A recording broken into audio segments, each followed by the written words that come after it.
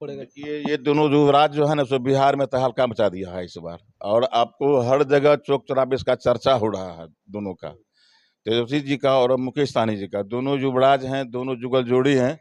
हर मंच पर जाते हैं तो तहलका वहाँ ये रेला होता है, वहाँ जहाँ भी जाते हैं, भागलपुर जाते हैं या पूर्णिया या कटिहार या कई बार तय है कि बिहार में 40 का 40 सीट लेगा। ये मान लीजिए, ये मल्लाह का बेटा, निषाद का बेटा, ये रुकने वाला नहीं है। क्योंकि हम लोगों को अब ज्यादा से ज्यादा फीलिंग हो रहा है, अब निश्चित तौर से अब हम लोग आगे बढ़ेंगे। हरीसानी क्या, हरीसानी को उतना औकात है जो प्रतिपक्ष के नेता में बैठेगा। और मुकेश सहनी की वीआईपी पार्टी बिहार में 3 लोकसभा सीटों पर चुनाव लड़ रही है, गोपालगंज, मोतिहारी और झंझारपुर लोकसभा से। तो हमारे साथ बात करने के लिए है सुपौल वीआईपी पार्टी के प्रधान महासचिव जी हैं। हम जानेंगे कि आखिर इनकी पार्टी 3 लोकसभा सीट पर मजबूती से चुनाव तो लड़ रही है, लेकिन वहाँ के चुनावी परिणाम आखिर किस ओर होगा। क्या मुकेश सहनी के वो तीनों सीट अपने पाले में कर पाएंगे? सर, क्या कहना चाहिएगा? देखिए, तीन ही सीट नहीं, तीनों सीट तो जीतेंगे ही। हम लोग 40 सीट पर दावा किए हुए हैं। अभी जो इंडिया गठबंधन में हमारे सन ऑफ मल्ला राष्ट्रीय अध्यक्ष वीआईपी पार्टी के मुकेश सहनी जी जो इंडिया गठबंधन से गठबंधन किए हैं, 3 सीट तो उनको मिला है, लेकिन 40 सीट पर उनका दावा है। और हम लोग का भी दावा है कि हम लोग 40 सीट जीत रहे हैं, इसलिए कि हम लोग काफ़ी मेहनत कर रहे हैं। खास करके इस बार जो है सो मोदी जी के खिलाफ बिहार में निश्चित रूप से वोटिंग होगा और 40 सीट हम लोग जीतेंगे। सर, गठबंधन में माननीय मुकेश सहनी जी हैं, लेकिन एनडीए गठबंधन जी के द्वारा भी 40 सीट पर दावा किया जा रहा है, महागठबंधन के भी द्वारा किया जा रहा है। लेकिन एनडीए गठबंधन के कुछ नेताओं का आरोप है कि मुकेश सहनी झंझारपुर, गोपालगंज और मोतिहारी ये 3 सीट हार जाएंगे। कहने के लोग कुछ भी कह सकता है, लेकिन हम लोग जीत रहे हैं। हम लोग को विश्वास है कि हम लोग जीत रहे हैं। एकदम कड़ी से कड़ी मेहनत किया जा रहा है वहाँ के कार्यकर्ता के द्वारा। हम लोग भी जाएंगे वहाँ क्षेत्र में घूमने के लिए, हम लोग जीतेंगे। अच्छा सर, एक बड़ी सवाल आपसे करना चाहेंगे कि इस बार मुकेश सहनी जी खुद चुनाव में क्यों नहीं आए? देखिए, उनका विषय है खुद चुनाव में क्यों, उनको राजनीति करना है और उनका विषय है कि क्यों नहीं लड़े। सवाल है कि लोगों को ये भी कहने के लिए हो जाता है कि इस परिवारवाद, तो परिवारवाद से अलग होने के कारण से वो अपने परिवार में से किसी को नहीं लड़ाए और अपने खुद को नहीं लड़े। उनको राजनीति करना है और परिवारवाद जो बात चल रहा है हर जगह, ये तो आरोप हमारे नेताजी पर नहीं लगेंगे, इसलिए वो अपने से नहीं लड़े चुनाव। इस बार महागठबंधन में तेजस्वी यादव जी, मुकेश सहनी जी साथ हैं और दोनों मिल के चुनावी कैंपेन कर रहे हैं।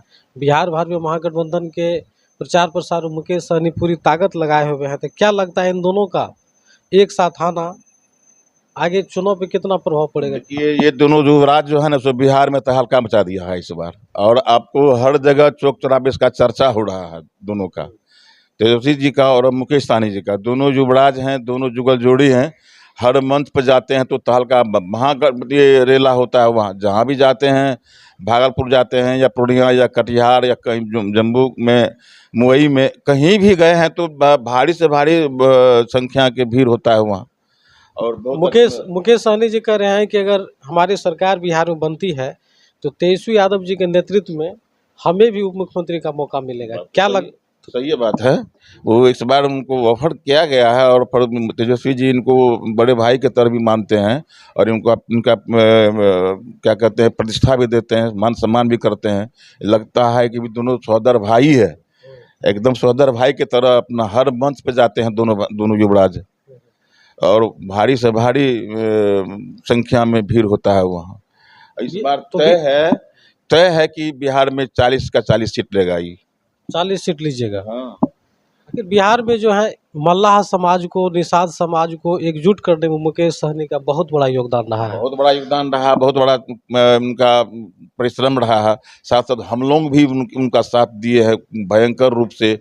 और वह एक एड़ी चोटी करके, देखिए उनको कोई दिक्कत नहीं था, लेकिन हम लोगों के जात में पढ़ा लिखा कम होता है, राजनीति में कभी हम लोग को हिस्सेदारी नहीं मिला, तो उनको फीलिंग आज भी बहुत कम हिस्सेदार। अब तो मान लीजिए शुरू ही हुआ है, तो शुरू के समय में तो थोड़ा सा कुछ न कुछ कमी महसूस होगा।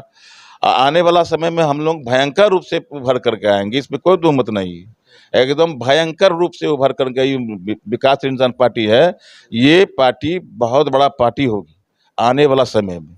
अभी तो शुरुआत है, इसलिए थोड़ा परेशानी हो रहा है, हम लोग में उतना जागरूकता नहीं है, लेकिन अब धीरे धीरे जागरूक होते जा रहा है, अब जागरूक हो रहा है। और ये जागरूक होगा तो जान लीजिए ये मल्लाह का बेटा, निषाद का बेटा ये रुकने वाला नहीं है, क्योंकि हम लोगों को अब ज़्यादा से ज़्यादा फीलिंग हो रहा है। अब निश्चित तौर से अब हम लोग आगे बढ़ेंगे। सर, बिहार में जो है निषाद समाज और मल्लाह समाज के लोग अपना नेता मुकेश सहनी जी को मानते हैं। लेकिन एगो कहावत है ना गाँव देहात में कि हर जात में दो चार को बागड़ बिल्ला होता है। आपके भी समाज से घरी सहनी है, मदन सहनी है, ये लोग कहीं ना कहीं इनको विरोध करने का, इनको डिस्टर्ब करने का काम कर रहे हैं। देखिए, हरी सहनी है या और क्या कहते हैं, क्या नाम बोले आप? मदन सहनी तो शुरू से जदयू में रहते हैं। अब मदन सहनी को भी मंत्री बनाया गया है, या हरी सहनी को जो मंत्री बनाया गया है, अभी प्रतिपक्ष का नेता माना गया है, मात्र मुकेश सहनी जी के ही डर से। ये इनको तोड़ने के लिए, उसको मरोड़ने के लिए उसको बनाया गया है। जो मतलब मेहनत करे मुकेश सहनी, उसका फल मिले मदन सहनी या हरी सहनी, इससे कोई लाभ उसको नहीं होने वाला, उसका कोई बात सुनेगा भी नहीं। उनको उतना, आपने जिक्र किया कि मदन सहनी मंत्री जी बनाए गए, तो मंत्री जी रहते हुए उन्होंने आखिर अपने समाज के लिए क्यों नहीं संघर्ष किया? देखिए, उनका विषय है, वो अपना पाले में लाने के लिए अपने स्वार्थ में लोग अंधा हो जाता है। उनको सोचना चाहिए जो वो भी हमारा जात है, हमारा ब्रादर है, हमारा कमेटी का लोग है, अगर वो आरक्षण के लिए लड़ाई लड़ रहा है तो उनको भी साथ देना चाहिए। आप नेता हैं, ठीक है, नेता है ठीक है, लेकिन आपको भी आरक्षण के लिए आवाज़ उठाना चाहिए सदन में। सो करते नहीं है वो लोग, उन लोगों को डर होता है, जब सदन में आवाज़ उठाएंगे, विरोध करेंगे तो हमको मंत्री पद से हटा दिया जाएगा, इसलिए वो डर से कुछ बोलते नहीं है वो लोग। हरी सहनी क्या, हरी सहनी को उतना औकात है जो प्रतिपक्ष के नेता में बैठेगा और तेजस्वी जी का या लालू जी का डांट सह पाएंगे? उनको आवाज़ होगा, उनको उतना जो आवाज़ दे करके बोलेंगे बुलंद आवाज में, नहीं बोलने का। बिहार के लगभग सभी लोकसभा सीट पे मल्लाह समाज का दबदबा है, इनकी संख्या है। लेकिन झंझारपुर में पहली स्थान है मल्लाह समाज का, वहाँ काफ़ी इनकी आबादी है। तो झंझारपुर में आपकी पार्टी चुनाव लड़ रही है, वहाँ कितने मतों से मुकेश सहनी को जीत मिलेगी? तो बीजेपी पार्टी का जीत होगा ही वहाँ, उसमें कोई शंका नहीं है। 3 सीट में तीनों सीट जीतेगा। और 3 सीट ही क्यों कह रहे हैं आप? 40 सीट पर दावा है। अपना मेहनत करके मुकेश जी इनको जिताने का प्रयास कर रहे हैं और एकदम काफ़ी मेहनत कर रहे हैं। मुकेश सहनी के साथ आने से तो तेजस्वी यादव को काफ़ी फायदा मिला है, क्योंकि हर लोकसभा से इनके प्रचार के लिए जा रहे हैं, इनके स्वजातीय वोट भी इनमें जुड़ रहे हैं। लेकिन सवाल है कि मुकेश सहनी को 3 सीट दिया गया, आखिर इनके 3 सीट की क्या स्थिति है?